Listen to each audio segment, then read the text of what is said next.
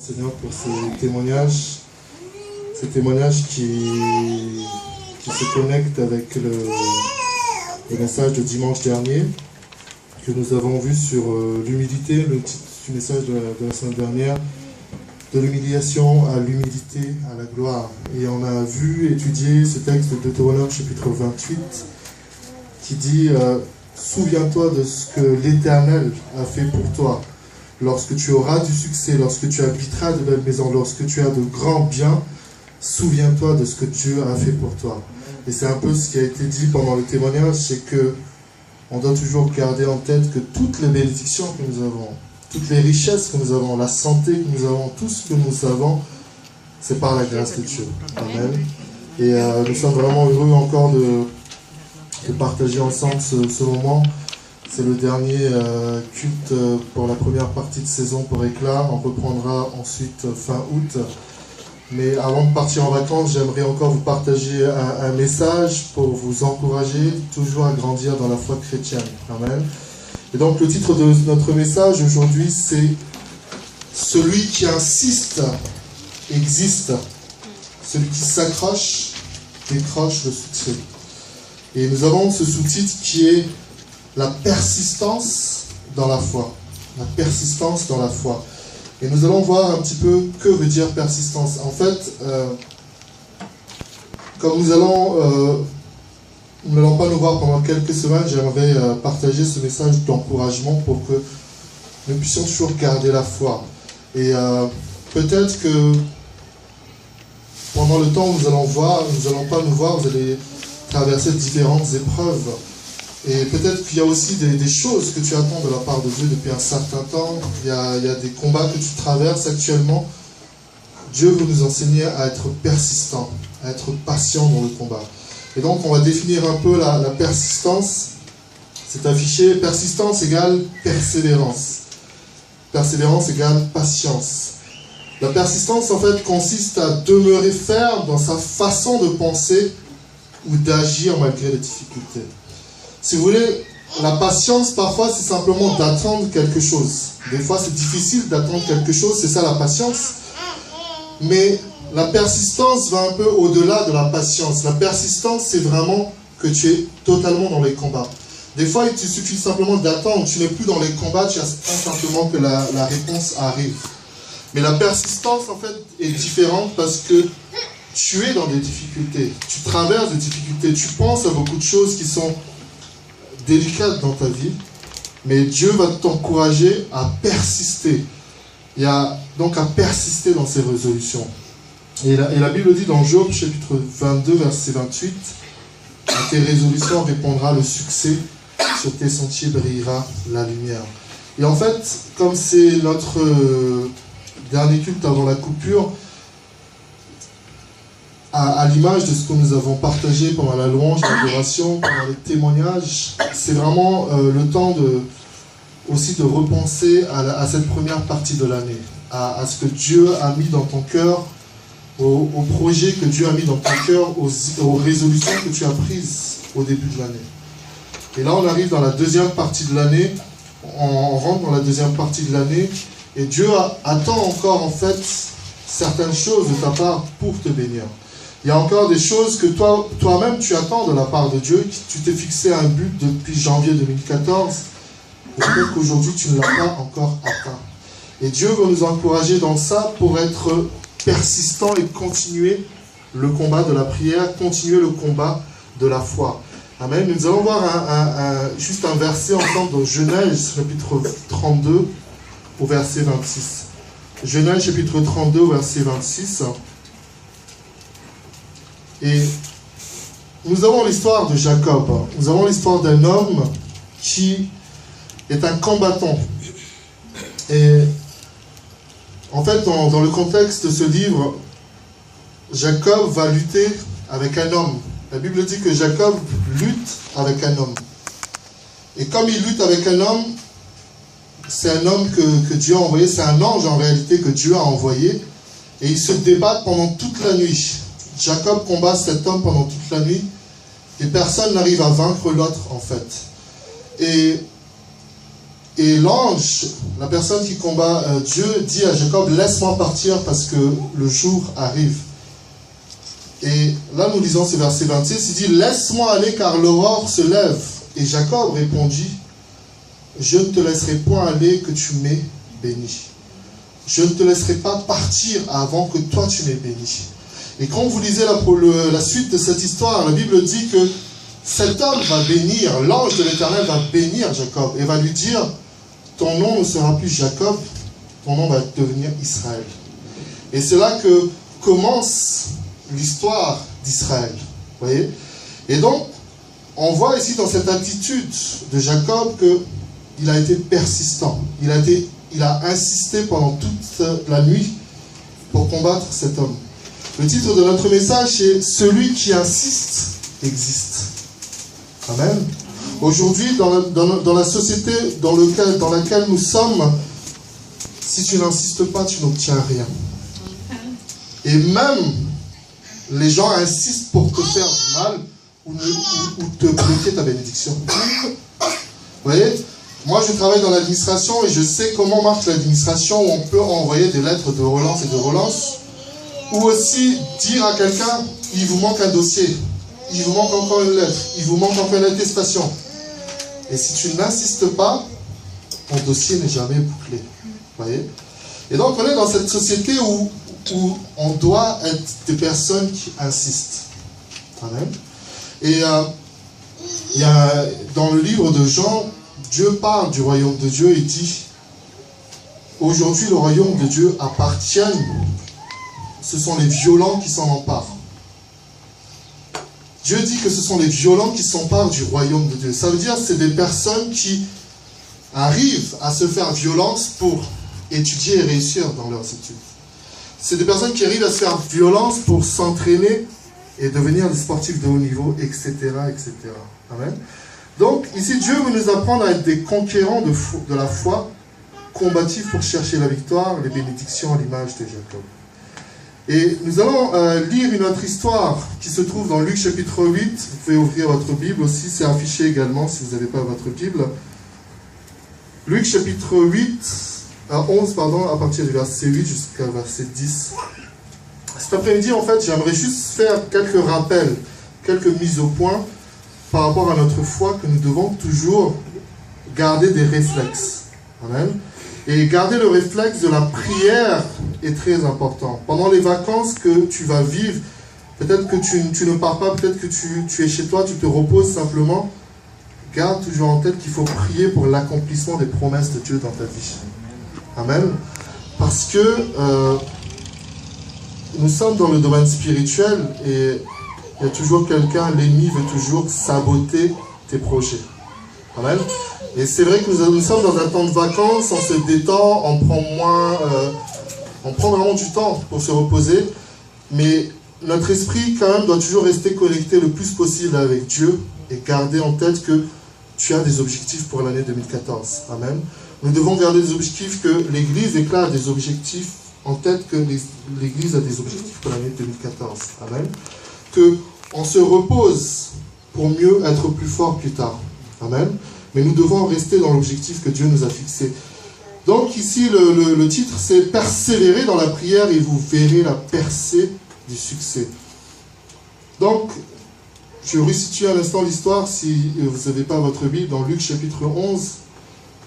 Jésus parle de l'importance de la prière. Et puis il dit si vous appelez quelqu'un, si vous appelez votre ami, vous lui demandez à manger parce que vous avez des invités, vous toquez à sa porte, il va vous dire « Ne m'importune pas, il fait déjà tard, laisse-moi tranquille encore. » Et la Bible dit, Jésus nous dit « Mais pourtant si vous insistez », et là on arrive au verset 8, je vous le dis, même s'il ne se levait pas pour les lui donner parce que c'est son ami, il se lève à cause de son importunité et lui donnerait tout ce dont il a besoin. Jésus dit « Et moi je vous dis, demandez et l'on vous donnera, cherchez et vous trouverez, frappez et l'on vous ouvrira. Car quiconque demande reçoit, celui qui cherche trouve et l'on ouvre à celui qui frappe. » Amen. Celui qui insiste existe. C'est valable entre les enfants et les parents. Nous avons en France, dans nos pays occidentaux notamment, où les parents lâchent facilement quand les enfants insistent.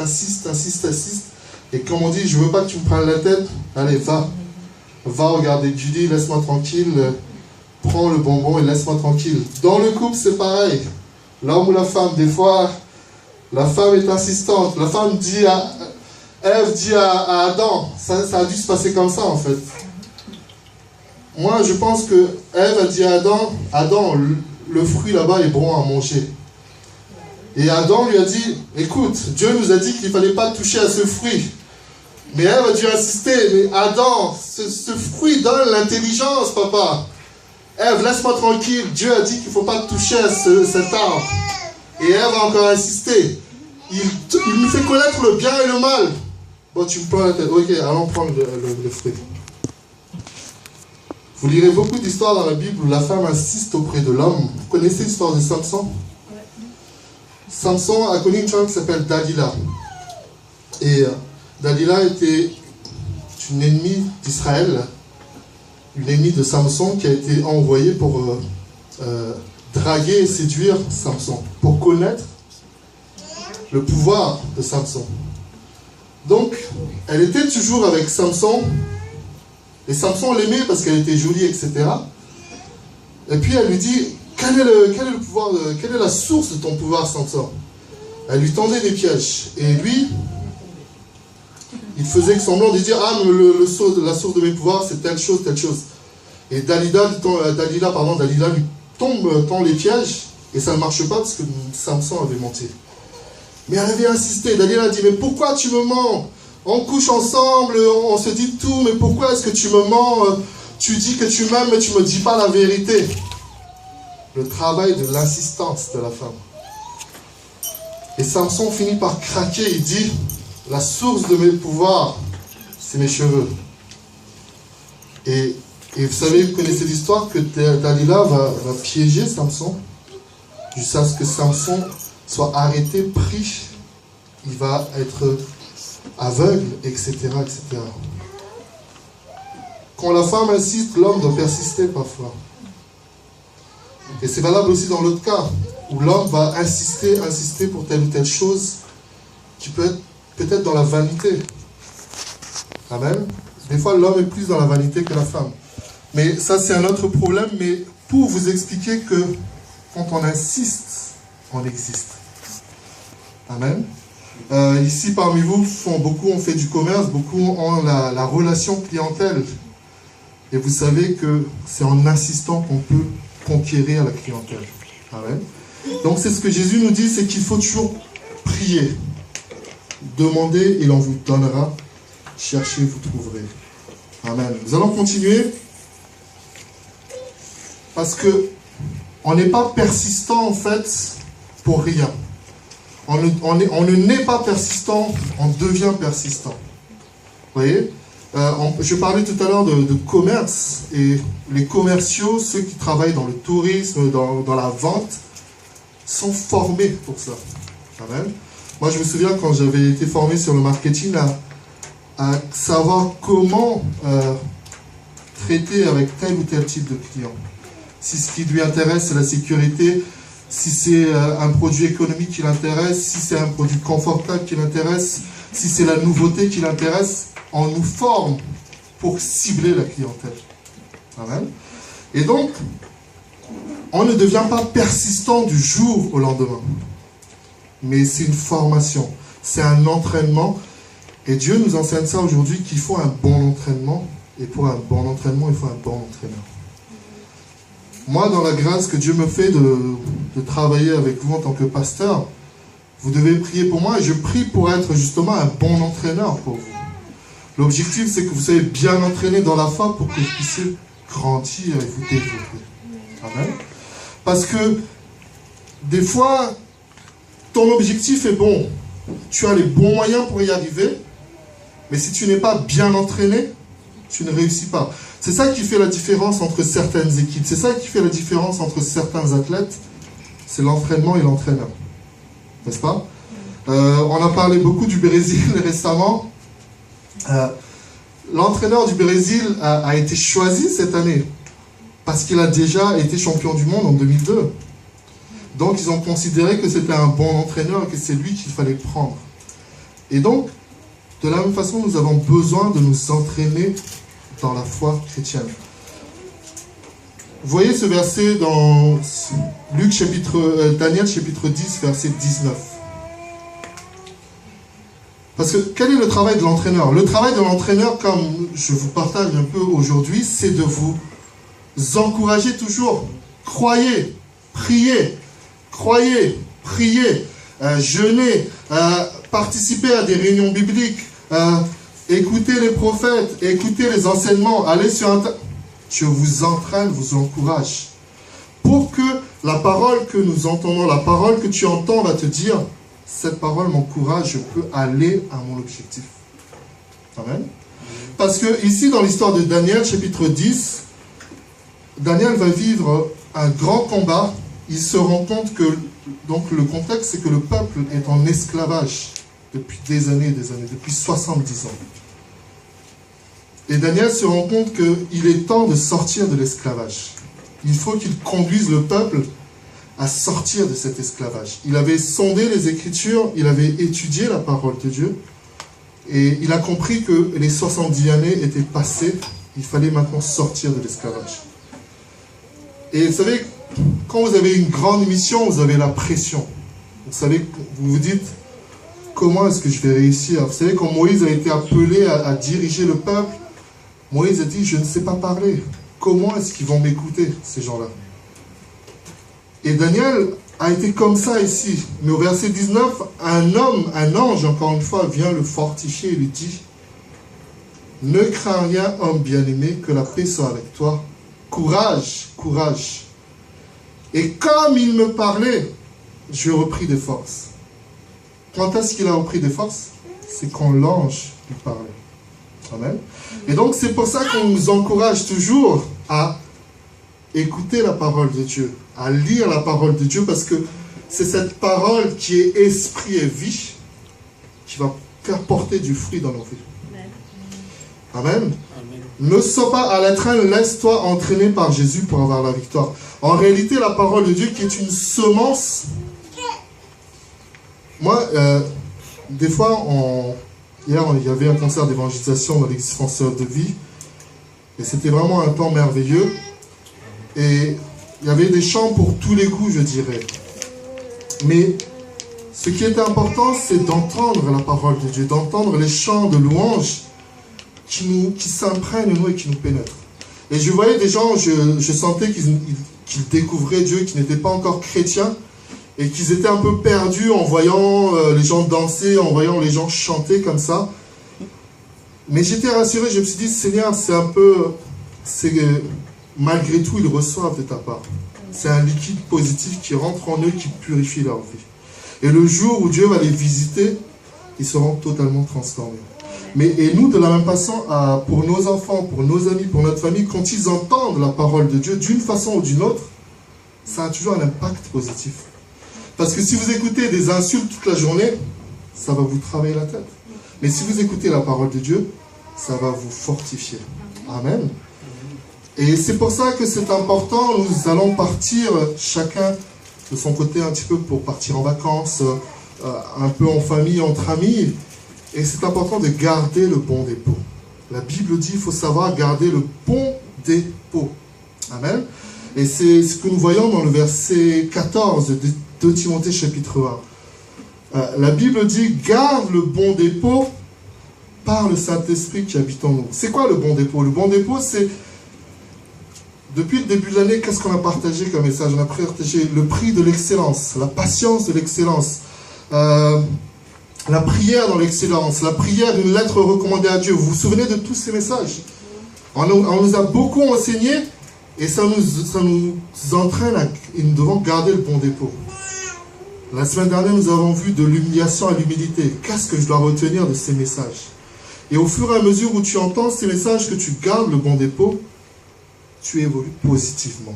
Amen. C'est en gardant la parole de Dieu que nous gardons la semence qui produira les fruits du succès. Nous devons apprendre à garder le bon dépôt des promesses de Dieu dans nos vies pour garder espoir et persister.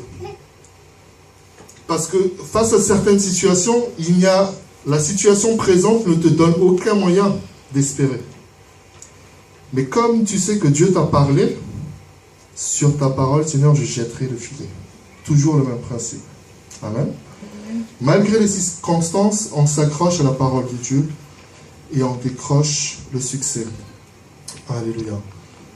Pour terminer, je voudrais juste partager quelque chose d'un petit peu anecdotique avec vous dans la Bible sur le chiffre 7. C'est bon aussi d'être enseigné, de découvrir des nouvelles choses dans la Bible. Et pour terminer, avant de vous laisser partir en vacances, j'aimerais qu'on voit quelques textes par rapport au chiffre 7. Amen. Le chiffre 7 est très important dans la parole de Dieu. C'est le chiffre de Dieu. Amen. Nous voyons que il y a 7 jours, la Bible dit que Dieu a 7 esprits. Il a 7 yeux qui parcourent la terre. Et si, dans l'image, vous voyez une carte qui est le 7 de cœur. Je n'ai pas mis ça par hasard, mais c'est juste pour vous faire comprendre que justement, chaque jour, Dieu a son cœur tourné vers chacun de nous. Amen. Parce que Dieu a 7 esprits. Et l'esprit de Dieu, chaque jour de la semaine, se tourne vers nous. Et j'ai mis cette carte aussi parce que cette semaine, on a eu l'occasion de beaucoup jouer et ça m'a interpellé. On a beaucoup joué au rami, un jeu favori à Madagascar. Et pour gagner au rami, il faut constituer au moins 7 cartes de base. Et c'est l'objet, j'attire un peu votre attention sur ça. L'objet, c'est que, pourquoi je veux parler du chiffre 7 ? Il nous enseigne sur la patience et l'obéissance. Amen. Donc, en regardant le chiffre 7 dans la Bible, l'objectif n'est pas de faire de la numérologie ou de penser que ce chiffre est magique. Notre objectif est de comprendre que Dieu agit selon des temps et des termes précis. Amen. Donc, je vous avais dit tout à l'heure, on va passer un peu le slide, le premier. La Bible dit au verset 4 de Zacharie, « Ces 7 sont les yeux de l'Éternel qui parcourent toute la terre. » Et j'aimerais qu'on avance et qu'on lise l'histoire de Jacob dans Genèse, chapitre 33, verset 3, juste après. En fait, le chiffre 7 apparaît beaucoup dans la Bible. Et nous allons lire quelques textes et vous allez comprendre que c'est tout à fait biblique ce qu'on partage aujourd'hui et que Dieu a une façon d'agir. Vous voyez, vous connaissez l'histoire de Jacob qui était combattu par son frère parce qu'il avait volé la bénédiction de son grand frère Ésaü. D'accord ? Et donc, son grand frère Ésaü avait pour projet de le tuer. Il le pourchachait, n'est-ce pas ? Et donc, dans Genèse chapitre 33, on a cette histoire, chapitre 32 également, où Ésaü en fait dit à Jacob, son frère, « Je vais te retrouver. » Et la Bible dit que Ésaü venait avec 40 soldats, 40 mercenaires avec lui pour aller à la rencontre de Jacob. C'était sans doute pour le tuer, vous voyez. Et du coup, Jacob a commencé à avoir peur. Jacob a commencé à comprendre que là, c'était la fin de son histoire. Il savait qu'Ésaü n'allait pas le rater. Donc il a commencé à prier, il a dit à sa famille, à ses femmes et ses enfants, « Partez devant moi, je vais me retirer un peu. » Et il s'est retiré dans la prière. Il a prié. Et la Bible dit au verset 3, « Lui-même passa devant eux et il se prosterna en terre 7 fois, jusqu'à ce qu'il fût près de son frère. » Et la Bible dit que, quand il a fini de se prosterner pour la 7e fois, son frère est arrivé. Et son frère était finalement venu en paix devant lui. Dieu avait touché le cœur de son grand frère pour dire « Ne touche pas à Jacob parce que c'est Israël, c'est l'avenir de la nation. » Amen. Et une anecdote aussi, Jacob a par exemple servi 7 ans son beau-père pour avoir sa femme Rachel. Et on est enseigné sur la patience ici, parce qu'on dit, si on nous dit dans 7 ans tu vas être riche, dans 7 ans, tu vas avoir la plus merveilleuse femme du monde. Dans 7 ans, tu te dis, non, c'est trop difficile, je ne peux pas attendre. Mais la parole de Dieu dit dans Genèse chapitre 29 au verset 20, « Ainsi Jacob servit 7 années pour Rachel. Et regarde bien, elles furent à ses yeux comme quelques jours. » Pourquoi? Parce qu'il l'aimait. La Bible dit que la foi est agissante par l'amour. Quand tu aimes Dieu, quand tu as un objectif et que Dieu te fait patienter, ça ne te paraît pas si long que ça parce que tu sais que Dieu va vraiment bien bénir. Amen. Et c'est pour ça que j'attire un peu votre attention sur ce chiffre 7. Aujourd'hui, on va relire une autre histoire aussi pour continuer. 1 Roi chapitre 18, versets 43 et 44. C'est l'histoire, on avait vu ça pour le baptême en octobre 2013, la pluie ou le feu. Et le pays d'Israël était dans la sécheresse pendant des années et des années.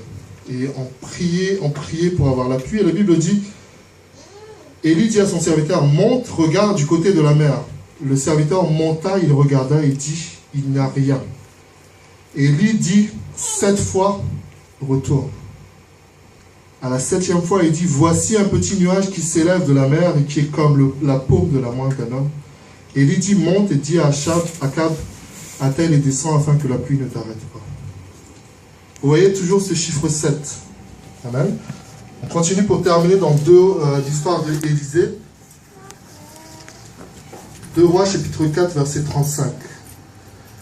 Là, c'est l'histoire d'un enfant qui meurt. Et Élisée va venir toucher cet enfant. La Bible dit, Élisée s'éloigna, alla çà et là par la maison, puis remonta et s'étendit sur l'enfant, et l'enfant éternua 7 fois, et il ouvrit les yeux. Une autre histoire, dans 2 Rois, chapitre 5, verset 10, le prophète Élisée, le général Naaman. Naaman était un homme qui était lépreux, c'était un grand général syrien qui était lépreux. Et il vient voir l'homme de Dieu, et l'homme de Dieu va lui dire, va et lave-toi 7 fois dans le Jourdain, ta chair deviendra saine et tu seras pur. Au verset 14, il descendit alors et se plongea 7 fois dans le Jourdain, selon la parole de l'homme de Dieu, et sa chair redevient comme la chair d'un jeune homme, d'un jeune enfant, et il fut pur. Qu'est-ce que je veux dire par là? Pourquoi le chiffre 7? Il y a beaucoup de textes qui nous montrent que le chiffre 7 est important parce que Dieu marche avec ça. Mais ici, Dieu veut nous enseigner aujourd'hui qu'il y a la persistance à avoir. Peut-être que tu as essayé 1 fois, 2 fois, 3 fois, ça n'a pas marché. Et essaye encore une 4e fois, ça va marcher. Peut-être que tu as essayé une 4e fois, ça ne marche pas, 5e fois, et essaye encore. Parce que c'est ça la persistance aussi, c'est d'insister. Je vous avais partagé la semaine dernière mon témoignage que si j'avais abandonné au bout de 2 tentatives, je n'aurais pas eu ma promotion. Mais j'ai insisté malgré tout. Vous savez, comme on dit, jamais 203. Et je me suis dit, peut-être encore la 3e fois, je vais rater, Seigneur. Non, il faut que j'y arrive pour cette fois. Et la 3e fois, j'ai réussi l'examen. Mais comme je vous avais dit la semaine dernière, certains de mes collègues se sont arrêtés à un examen. À une 2e fois, ils ont arrêté. Nous devons insister pour exister. Amen. Nous devons nous accrocher pour décrocher le succès. Si Dieu te dit que c'est 7 fois, ce n'est pas 6 fois, ce n'est pas 5 fois, ce n'est pas 8 fois non plus. Amen. Quand Dieu dit que c'est 7 fois, ce n'est pas non plus 8 fois. Quand c'est 7, c'est 7. Amen. Mais si Dieu te dit que c'est 7, ce n'est pas 5 ni 4. Parce que des fois, nous, on négocie trop avec Dieu. On se dit, Seigneur, ça fait déjà 4 fois, 5 fois, là, ça fait déjà quand même 4 fois que je viens à l'église, j'ai toujours pas eu la réponse. Insiste encore. Amen. Alléluia. Pour terminer, vous savez, encore une fois sur ce chiffre 7, Dieu sait ce qu'il y a au fond de nous-mêmes. Dieu sait pourquoi il nous parle avec ce chiffre 7, et parfois, on essaye d'avancer et on tombe. On fait une nouvelle tentative et on tombe. Et justement, l'ennemi veut nous décourager, nous dire, tu as tellement essayé, tu n'y arriveras plus jamais. Mais la Bible dit dans Proverbes chapitre 24, au verset 16, car 7 fois, le juste tombe et il se relève. Mais les méchants sont précipités dans le malheur. Tu peux être tombé plusieurs fois, mais une fois seulement Jésus-Christ peut te relever et te rendre victorieux. Amen. Si tu as échoué plein de fois, ce n'est pas encore trop tard pour réussir. Moi, personnellement, je sais que j'ai encore échoué sur certains points de ma vie, mais je sais qu'il n'est pas encore trop tard pour réussir. Amen. Parce que la Bible dit que 7 fois le juste tombe et il se relève. Dieu nous tient toujours à la main. Dieu regarde ton cœur. Si Dieu voit vraiment que tu as essayé, tu as persisté, il va te donner la victoire. Amen. Et pour vraiment terminer, il y a des situations dans nos vies où on se dit que les autres sont toujours mieux bénis que nous. On découvre ce que les autres ont reçu. Et on se dit, on est beaucoup touché par ça, on se dit que l'épreuve qu'on traverse est toujours beaucoup plus difficile que celle des autres. On entend les autres parler de leurs problèmes, on se dit, ton problème n'est rien, le mien il est trop grand. Ton problème c'est rien, le mien est trop grand. Mais j'aimerais vous encourager aujourd'hui que même si tu penses que ton problème est le plus grand problème du monde, Dieu est capable de le résoudre. Amen. Ça, il y a cette histoire, je vous encourage à lire à la maison, parce que là je ne vais citer qu'un verset, mais vous pouvez le lire à la maison. Il y a l'histoire de 3 hommes qui s'appellent Shadrach, Meshach et Abednego.